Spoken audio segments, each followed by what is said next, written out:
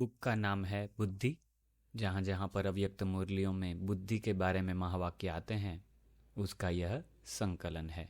तो पहला पेज है। बाप दादा ने कहा कि यह खेल बाप दादा ने प्रैक्टिकल में रचा है। जिन बच्चों की जीवन रूपी नैया बाप के साथ में होगी वह हिलेगी नहीं। अभी तुम परीक्षाओं रूपी सागर के बीच में चल रहे हो, तो जिनका कनेक्शन अर्थात जिनका हाथ बाप दादा के हाथ में होगा उनकी यह जीवन रूपी नैया न हिलेगी न डूबेगी। तुम बच्चे इसको ड्रामा का खेल समझकर चलेंगे तो डगमग नहीं होंगे। तुम बच्चे यह सब ड्रामा का खेल समझकर चलेंगे तो डगमग नहीं होंगे। और जिसका बुद्धि रूपी हाथ साथ ढीला होगा, यहाँ पर बात आई बुद्धि की, बुद्धि रूपी हाथ साथ ढीला होगा वह डोलते रहेंगे। इसलिए बच्चों को बुद्धि रूपी हाथ मजबूत रखने का खास ध्यान रखना है। ठीक है, पहले पेज में ये बात आई, बच्चों को बुद्धि रूपी हाथ मजबूत रखने का खास अभ्यास करना है, खास ध्यान रखना है। 22 जनवरी 1969 के महावाक्य सुने। सर्विस करते करते यह ध्यान रखना है कि मैंने यह किया, मैं ही यह कर सकता हूँ। यह मैंपन आना, इसको ही कहा जाता है ज्ञान का अभिमान, बुद्धि का अभिमान, सर्विस का अभिमान। ठीक है, मैं ही कर सकता हूँ, मैंने यह किया, यह ध्यान, यह हमारे संकल्पों में आया अगर, तो समझना है इसको कहा जाता है ज्ञान का अभिमान, बुद्धि का अभिमान, सर्विस का अभिमान। इन रूपों में आगे चलकर विघ्न आएंगे। बाबा आगे का भी हमको बता देते हैं कि कैसे कैसे विघ्न आएंगे, लेकिन पहले से ही इस मुख्य विघ्न को आने मत देना। मुख्य विघ्न बाबा ने बोला, यहाँ पर इसको मुख्य विघ्न कहा जाता है। इसके लिए सदा एक शब्द याद रखना, मैं निमित्त हूँ। ठीक है, निमित्त बनने से ही निराकारी, निरंकारी और नम्रचित निसंकल्प अवस्था में रह सकते हैं। निमित्त नहीं तो यह कुछ भी नहीं हो सकता। ठीक है, इसके ऊपर विचार सागर मंथन करेंगे। निमित्त बनने से ही निराकारी, निरंकारी, नम्रचित निसंकल्प अवस्था में रह सकते हैं। 2 फरवरी 1969। सारे दिन में जो आप काम करते हो उसमें 4 बातें कौन सी है जो आपके साथ रहती है। ठीक है, कॉमन और स्थूल बात पूछता हूं। एक तो कुर्सी साथ रहती है, पहला शब्द आया कुर्सी, और दूसरा है कलम। ठीक है, हम लिखते हैं कुछ ना कुछ तो कलम। तीसरी है फाइल, तो मुझे लग रहा है बाबा के सामने कोई ऑफिस के काम करने वाले आए होंगे। और चौथा है भाग दौड़। ठीक है, बाबा इसको अलौकिक रीति से जोड़ेंगे। एक कुर्सी, कलम, फाइल और भाग दौड़, इन चारों को लौकिक से अलौकिक में लाओ। कुर्सी पर जब बैठो तो तख्त याद करो। ठीक है, कुर्सी पर बैठो तो तख्त याद करो। कलम उठाओ तो कमल के फूल को याद करो। ठीक है, कमल का फूल बनकर कलम चलानी है। फाइल को देखकर अपना पोता मेल याद करो कि मेरी फाइल में बाप दादा अभी क्या सही करते होंगे। ठीक है, साइन करते हैं ना फाइल में, तो बाबा मेरी फाइल में क्या साइन करते होंगे, क्या सही करते होंगे। और भाग दौड़ तो है ही सीढ़ी से चढ़ना और उतरना। ठीक है, 4 बातें बताई।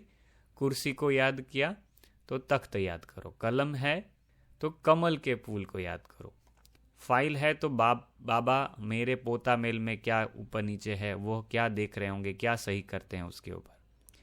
और चौथा है भागदौड़, सीढ़ी से उतरना और चढ़ना। यह प्रैक्टिस करो तो जहां पर भी बुद्धि को लगाना चाहता हूं लगती भी है कि नहीं, यह प्रैक्टिस करनी है। ठीक है, जहां पर बुद्धि को लगाना चाहूं लगती भी है या नहीं। वैसे ही जैसे पांव जहां भी चलाने चाहे चलते हैं ना, इसी प्रकार से आपकी बुद्धि भी पांव मिसल हो जाएगी। आगे जाके हमारी बुद्धि भी कैसी हो जाएगी, जहां पर लगाना चाहे वहां पर लगा सकेंगे। अब बुद्धि को लौकिक से अलौकिक बातों में परिवर्तन करना है। यह इंपॉर्टेंट बात है, बुद्धि को लौकिक बातों से अलौकिक बातों में ले जाना है, तो अवस्था में भी परिवर्तन आ जाएगा। 23 जुलाई 1969। जब देखो बुद्धि बहुत बिजी है तो उसी समय यह प्रैक्टिस करो।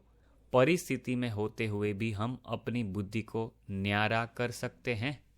ठीक है, यह प्रैक्टिस करनी है और चेकिंग भी करनी है कि परिस्थिति में होते हुए हम अपनी बुद्धि को न्यारा कर सकते हैं। न्यारे तब हो सकेंगे जब जो भी कार्य करते हो वह न्यारी अवस्था में होकर करेंगे। यह भी इम्पोर्टेंट बात है।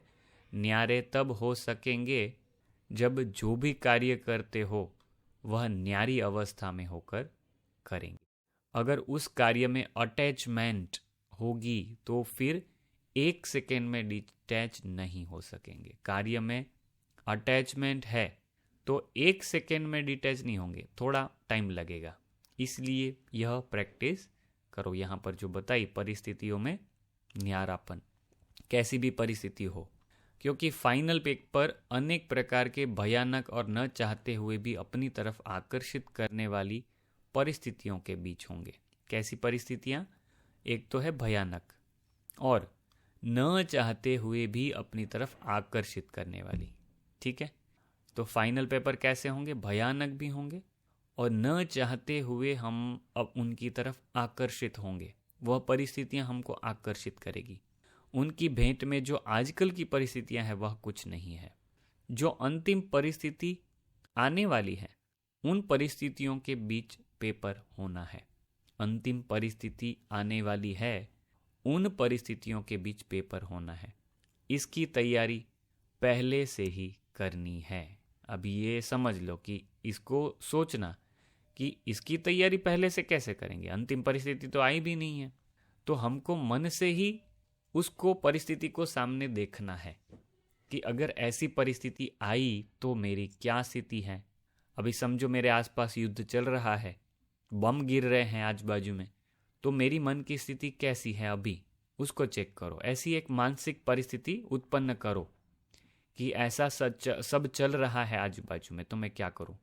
तो यहाँ पर बाबा कहते हैं इसकी तैयारी पहले से ही करनी है। इसलिए जब अपने को देखो बहुत बिजी हूं, ठीक है, इसकी तैयारी करनी है, उसके लिए यह युक्ति दी है बाबा ने।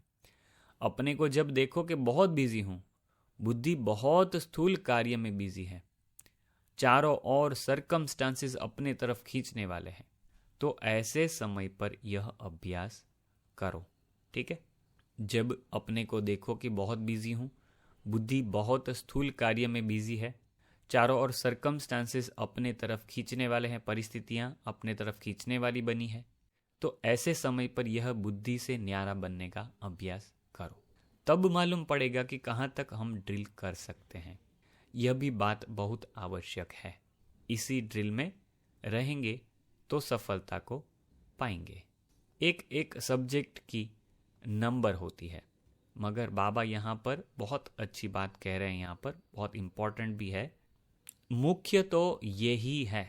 ठीक है, तो समझ लेना कि यह जो अभी अभ्यास बताया, बुद्धि को न्यारा करने का अभ्यास, वह मुख्य सब्जेक्ट है। एक एक सब्जेक्ट की नंबर होती है, मगर यह जो सब्जेक्ट है वह मुख्य सब्जेक्ट है। मुख्य तो यही है। इसमें अगर अच्छे हैं तो नंबर आगे ले सकते हैं। अगर इस सब्जेक्ट में नंबर कम है तो फाइनल नंबर आगे नहीं आ सकते। इसलिए सुनाया था कि ज्ञानी तो आत्मा के साथ स्नेही भी बनना है। ठीक है, जो स्नेही होता है वह स्नेह पाता है। जिससे ज्यादा स्नेह होता है तो कहते हैं यह तो शुद्ध बुद्ध ही भूल जाते हैं। शुद्ध बुद्ध का अर्थ ही है अपने स्वरूप की जो स्मृति रहती है वह भी भूल जाए। हम यह शरीर में हैं, यह शरीर का भान भूल जाए, उसी स्मृति को कहते हैं शुद्ध बुद्ध भूल जाना। बुद्धि की लगन भी उसके सिवाय कहाँ नहीं हो। ठीक है, मन की लगन तो होती है, बाबा बुद्धि की लगन का कह रहे हैं यहाँ पर। बुद्धि की लगन उसके सिवाय कहाँ नहीं हो। ऐसे जो रहने वाले होते हैं उसको कहा जाता है स्नेही। 16 अक्टूबर 1969। एकता के साथ एकांतवासी कैसे बने, यह भी अपने में भरना है। एकता के साथ एकांतवासी कैसे बने, यह भी अपने में भरना है। एकांत प्रिय वह होगा जिनका अनेक तरफ से बुद्धि योग टूटा हुआ होगा। देखो, एकांत प्रिय कौन बन सकेगा? जिनका अनेक तरफ से बुद्धि योग टूटा हुआ होगा और एक का ही प्रिय होगा। एक प्रिय होने के कारण एक ही की याद में रह सकता है। अनेक के प्रिय होने के कारण एक ही याद में रह नहीं सकता। ठीक है, अनेक के प्रिय होंगे तो यह प्रॉब्लम आएगी कि एक की याद में नहीं रह सकेंगे। अनेक तरफ से बुद्धि योग टूटा हुआ हो, एक तरफ जुटा हुआ हो, अर्थात एक के सिवाय दूसरा न कोई, ऐसी स्थिति वाला जो होगा वह एकांत प्रिय रह सकता है। ठीक है, एक के सिवाय दूसरा न कोई, ऐसी स्थिति वाला जो होगा वह एकांत प्रिय हो सकता है। नहीं तो एकांत में बैठने का प्रयत्न करते हुए भी, प्रयत्न तो करते हैं हम एकांत में बैठने का, मगर अनेक तरफ बुद्धि भटकेगी, एकांत का आनंद अनुभव नहीं कर सकेंगे। अनेक तरफ बुद्धि भटकेगी, एकांत का आनंद अनुभव नहीं कर सकेंगे। सर्व संबंध सर्व रचनाएं एक से लेने वाला ही एकांत प्रिय हो सकता है। बहुत सारी यहाँ पर व्याख्याएं आ रही है, रूल्स आ रहे हैं, नियम आ रहे हैं कि सर्व संबंध और सर्व रचनाएं एक से लेने वाला ही एकांत प्रिय हो सकता है। जब एक द्वारा सर्व रचनाएं प्राप्त हो सकती है तो अनेक तरफ जाने की आवश्यकता ही क्या। लेकिन जो एक द्वारा सर्व रचनाओं को लेने के अभ्यासी नहीं होते, देखो दुनिया में यह बहुत होता है, ब्राह्मणों में भी होता है, जो एक द्वारा सर्व रचनाओं को लेने के अभ्यासी नहीं होते वह अनेक तरफ रस लेने की कोशिश करते तो फिर एक भी प्राप्ति नहीं होती, वहां पर भी नहीं होती और यहां पर भी नहीं होती। और एक बाप के साथ लगाने से अनेक प्राप्तियां होती हैं। सिर्फ एक शब्द भी याद रखो तो उसमें सारा ज्ञान आ जाता है, स्मृति भी आ जाती है, संबंध भी आ जाता है, स्थिति भी आ जाती है, और साथ साथ जो प्राप्ति होती है वह भी उस एक शब्द से स्पष्ट हो जाती है। एक की याद, स्थिति एक रस, ज्ञान भी सारा एक की याद का मिलता है, प्राप्ति भी जो होती है वह भी एक रस रहती है। आज बहुत खुशी, कल गुम हो जाती, इसमें प्राप्ति नहीं होती। जो अतीन्द्रिय सुख मिलता है वह भी एक रस नहीं रहता, कभी बहुत तो कभी कम। अब तो एक रस अवस्था में स्थित होने का पेपर देने के लिए जा रहे हो। मधुबन से बाबा कहते हैं आप लोग जाओगे तो क्या करोगे? एक रस अवस्था में स्थित होने का पेपर देने के लिए जा रहे हो। देखेंगे पेपर में कितने मार्क्स लेते हैं। हमेशा यह कोशिश करो कि हम औरों को करके दिखाएं। हमारे कर्म और हमारी चलन औरों की पढ़ाई कराए।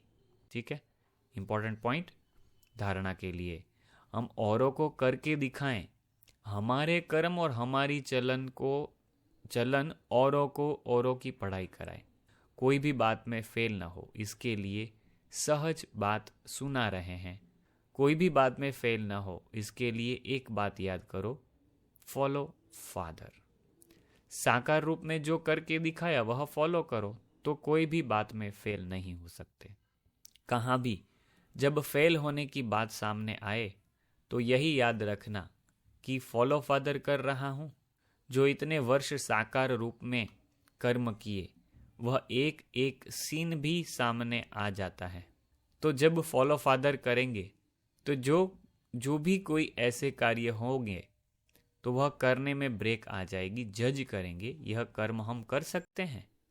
ठीक है, बाबा को फॉलो करते हैं, ऐसा अगर आप हमेशा हर कर्म करने से पहले यह याद किया तो बाबा कहते ब्रेक लग जाएगी, जज करेंगे कि यह कर्म हम कर सकते हैं। तो यह हुआ फॉलो फादर। फादर कहने में दोनों ही आ जाते हैं। फॉलो फादर याद होने से फेल नहीं होंगे, फ्लॉलेस मतलब दाग रहित बन जाएंगे। बाप दादा बच्चों को फ्लॉलेस बनाना चाहते हैं, माला में नज़दीक लाने के लिए यह सहज युक्ति बता रहे हैं। माला में नज़दीक आने के लिए सहज युक्ति बता रहे हैं। 25/10/1969। और यहाँ से हम नया पार्ट शुरू करेंगे, दूसरा पार्ट। यह बुक का नाम है बुद्धि और इसका कवर ऐसा कुछ दिखता है जो आपको दिखा रहे हैं, जो स्पार्क विंग द्वारा बनी है। तो स्पार्क की ऑफिस में आप जाओगे तो यह बुक आपको मिलेगी। तो ज्ञान सरोवर में भी ऑफिस है और एक ऑफिस शांतिवन में टेलीफोन एक्सचेंज है, उसके ऊपर है, दूसरे माले पे टेलीफोन एक्सचेंज के ऊपर। तो जहाँ पर वीआईपी भंडारा है उसके बाजू में टेलीफोन एक्सचेंज है। तो यह कांटेक्ट नंबर भी है, आपको कुछ इंक्वायरी करना है तो कांटेक्ट करके भी इंक्वायरी कर सकते हो। बुक मंगवानी है तो अगर फैसिलिटी होगी तो आपको हाँ बोल सकते हैं और आप मंगा सकते हो, या तो मेल पे भी आप संपर्क कर सकते हो। ओम शांति। यह बुक का दूसरा भाग हम यहाँ पर इस चौथे या पांचवें पेज से है, नंबर आ गए हैं।